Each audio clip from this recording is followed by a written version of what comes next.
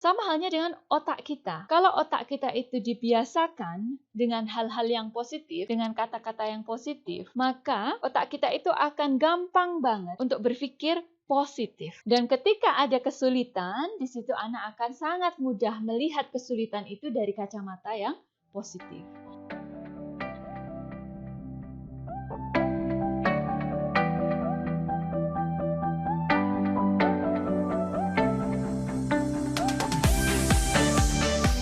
Yang kedua, kata-kata penegasan atau kata-kata afirmasi, words of affirmation. Dari kelima bahasa cinta itu, Bunda, yang paling gampang untuk dilakukan adalah ini, kata penegasan atau word of affirmation. Untuk mencurahkan cinta dalam bentuk kata-kata itu adalah yang paling gampang. Karena nggak bermodal dari dapur, anak di ruang tamu. Mama sayang kakak. Itu sudah mengisi tangki cinta mereka. Apalagi kalau bahasa cinta mereka itu adalah kata-kata penegasan ini tadi. Wah, langsung dia bahagia banget. Cara ampuh untuk mengkomunikasikan rasa cinta. Gak perlu modal, hanya modal lidah kita. Berupa kata kasih sayang, pujian, dorongan, ataupun bimbingan. Dan frekuensinya harus sering, karena ini murah meriah ya, Bunda. Kata-kata itu hanya modal lidah kita saja. Mendefinisikan konsep abstrak dari cinta itu apa. Bayi, nada suaranya itu yang menjadi atau intonasi itu yang menjadi fokus. Kalau sudah lebih dari setahun atau sudah mulai bisa bicara, maka nada suara dan bahasa tubuh itu harus kita perhatikan ketika kita mau memberikan kata-kata afirmasi. Lidah itu ibarat pedang yang tajam. Kata itu ibarat pedang yang tajam. Bisa membunuh karakter anak, bisa juga membuat mereka menjadi anak yang kesatria alias percaya diri. Hati-hati ketika kita melafatkan sesuatu dari lidah kita itu harusnya ada sesuatu yang positif. Dan otak kita itu adalah sangat neuroplasti ya, Bunda. Otak itu kayak otot. Kalau otot kita itu kita biasakan untuk lari, maka dia akan lari biasa 30 menit. Seiring waktu, maka lari 1 jam itu gampang banget. Atau atlet barbel, angkat besi. Bagi mereka, 100 kilo itu ringan banget karena otot mereka itu sudah dilatih untuk mengangkat beban berat setiap hari dengan olahraga di gym. Nah, sama halnya dengan otak kita. Kalau otak kita itu dibiasakan dengan hal-hal yang positif, dengan kata-kata yang positif, maka otak kita itu akan gampang banget untuk berpikir positif. Dan ketika ada kesulitan, di situ anak akan sangat mudah melihat kesulitan itu dari kacamata yang positif. Sehingga menghasilkan sosok anak yang gak gampang putus asa. Sosok anak yang bisa berdiri tegak saat badai melanda. Sosok anak yang berani tampil di depan, sangat ampuh, tapi juga bisa membunuh. Hati-hati kalau kita menjadi seorang ibu. Apa yang kita ungkapkan itu bisa menjadi doa bagi mereka juga. Makanya itu perlu kita latih. Lafaz yang keluar dari mulut kita, dari lidah kita itu, lafaz yang positif kepada anak kita. Nah Mbak, kalau mereka yang dablek, kalau mereka itu dikasih tahu itu susah, nggak dengerin, nanti itu ada prosesnya, cara mendisiplinkan anak. Tapi yang jelas kita fokus dulu, kita mau ngomong yang positif. Kata yang pertama adalah kata afeksi. Kata yang berisi ungkapan sayang kepada anak terkait dengan fisiknya, personality atau sifatnya, atau value-nya, nilai dari anak itu. Mama suka deh kalau kakak tuh senyum, mempesona banget senyumnya. Sedep banget lihat kakak itu kalau senyum. Atau, wah, abah kelihatan sayang banget sama adik, Masya Allah. Sehingga dia bisa merasa, oh aku memang penyayang, menjadi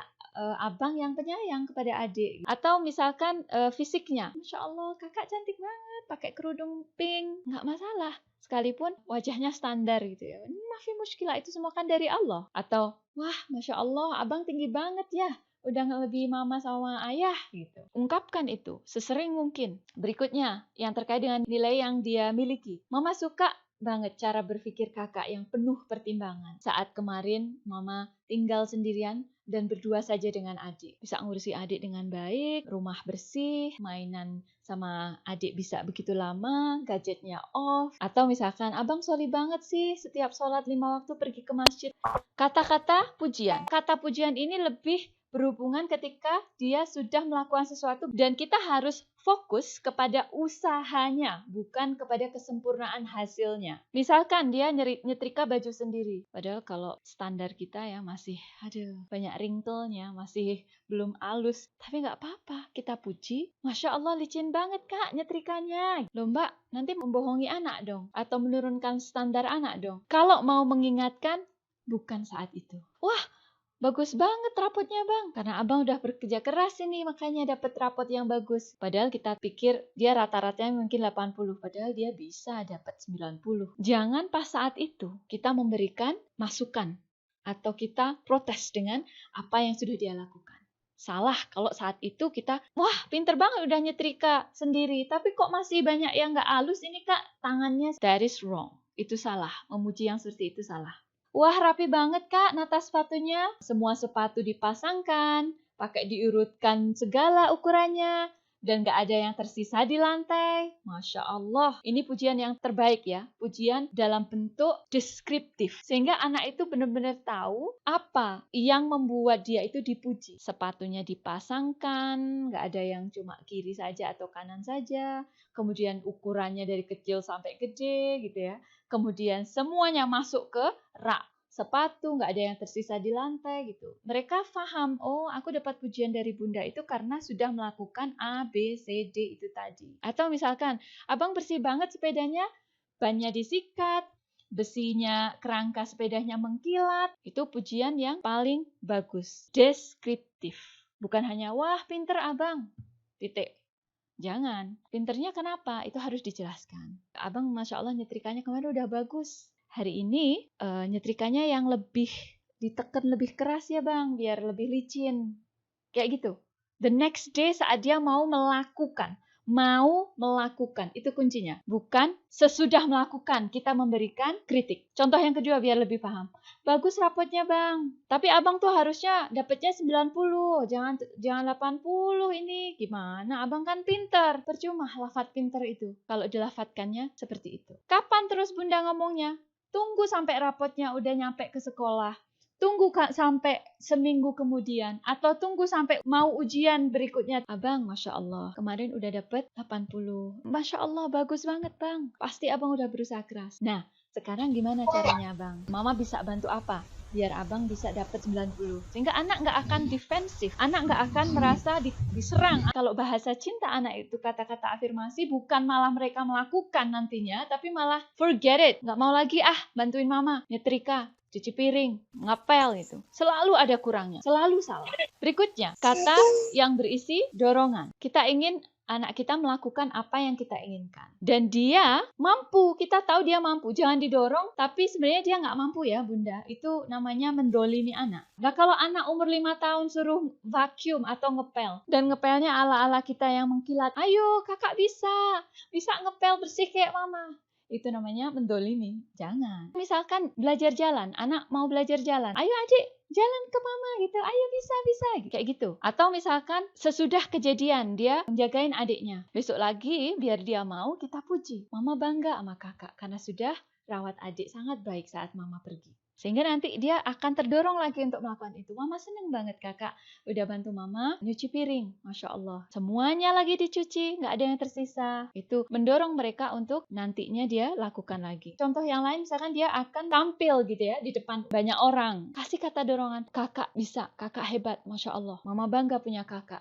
Karena kakak bisa tampil di depan banyak orang. Yang terakhir adalah kata bimbingan. Nah ini saat terjadi konflik dan ingin membenarkan kesalahan yang sudah anak kita lakukan. Bagaimana caranya? Seperti yang saya bilang tadi, ketika dia akan melakukan, kita beri preambul dulu. Mau nyetrika lagi, kita kasih. Kakak kemarin nyetrikanya udah bagus, licin. Tapi kali ini ditekan lebih ya, biar lebih halus. Atau yang ini, mama yakin kakak sudah paham aturan di rumah kita tentang nonton TV. Misalkan dia masih aja nonton, padahal waktunya itu udah habis.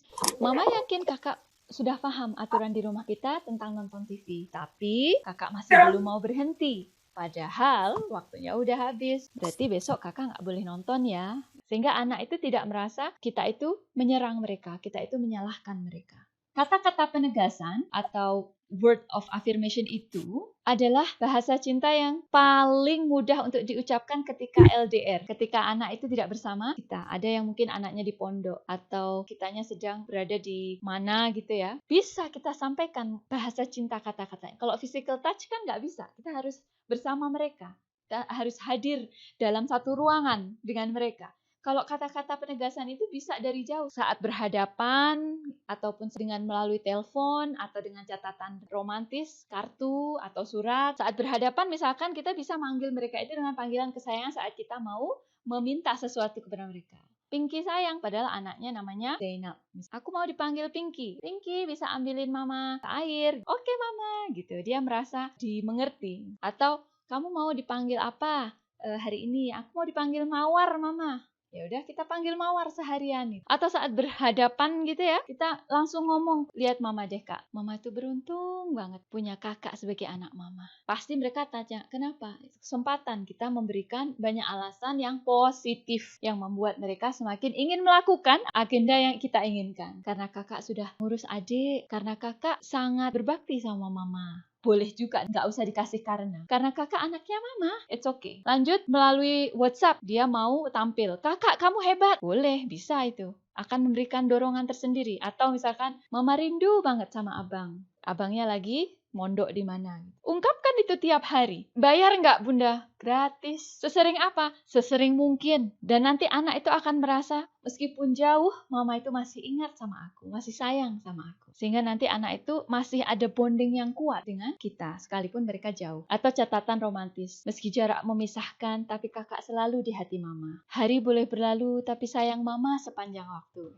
Saya pernah mempraktekkan ke anak saya yang laki, waktu itu grade 3. Pas buka buku, dia lihat catatan saya itu, kemudian dia baca. Temennya yang satu bangku nanya, apa itu? Adam gitu. Ini surat dari mamaku. Wah, kamu kok sampai kayak gitu? Berkaca-kaca. Boleh nggak aku baca? Boleh. Wah, mamaku nggak pernah sih ngasih kartu kayak gini ke aku. Gitu. Padahal dia anak laki umur 9 tahun. Jangan pernah meremehkan kata-kata indah dari seorang bunda kepada Ananda. Sangat berefek luar biasa. Silahkan dicoba. Bagaimana cari tahu bahwa itu adalah bahasa cinta dia? Kita tanya, adik merasa disayang mama nggak? Iya, Ma. Kenapa? Karena mama selalu bilang, kalau mama sayang aku. Tiap hari mama bilang, mama sayang adik, mama cinta adik. Itu menunjukkan bahwa memang dia bahasa cintanya adalah kata penegasan atau word of affirmation. Kalau dia nggak bisa ngomong, coba dilihat tandanya. Kalau kita puji, kemudian dia tersenyum, kita apresiasi usaha mereka, kemudian mereka berbunga-bunga kelihatan binar di matanya gitu ya. Berarti bisa jadi kata penegasan atau word of affirmation itu adalah bahasa cinta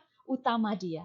Atau mereka sering mengungkapkan perasaan mereka. Aku sayang sama mama gitu. Atau menunggu persetujuan atau pujian dari kita. Aku pintar nggak mama? Aku solehah nggak mama? Gitu. Atau suka membuat kartu sebagai ungkapan sayang. Tiba-tiba, mama, this is for you. Ternyata dibuka isinya cuma gambar hati.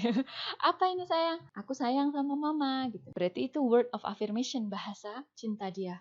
Dan yang terakhir, reaksi yang berlebihan saat kita kritik dengan kata-kata kasar. Karena itu menghujam keras di dalam hatinya, menghujam dalam hatinya kata-kata kasar kita itu. Karena kata-kata penegasan adalah bahasa cinta mereka. Berarti benar-benar mama itu udah benci, udah nggak sayang lagi sama aku. Penangkapan yang ada pada diri anak ketika bahasa cinta mereka adalah word of affirmation. Terus kita ungkapkan lafaz-lafaz kita itu negatif, kasar. Emang kamu itu ya? Jadi anak nggak tahu terima kasih. Udah dibikinin sarapan, masih aja itu berserakan. Piring, sendok di meja. Mboknya ditaruh itu di dapur gitu. Panjang lebar gitu ya. Mereka mendengarkan celotehan mamanya dengan bentuk negatif. Ibu-ibu bayangkan paku dipakukan ke kayu. Kalau pakunya itu ditarik, apakah bolongnya itu hilang bunda? Kan masih ada bekas bolong-bolongnya itu. Kalau anak sering dipaku dengan kata-kata kasar, hatinya itu lama-lama hancur, remuk. Nggak ada baiknya aku ini sebagai seorang anak. Bisa sampai seperti itu. Subhanallah. Jangan sampai kita menjadi seorang ibu yang seperti itu. Dan saya yakin bunda semua di sini nggak ingin anak kita itu punya pikiran yang seperti itu.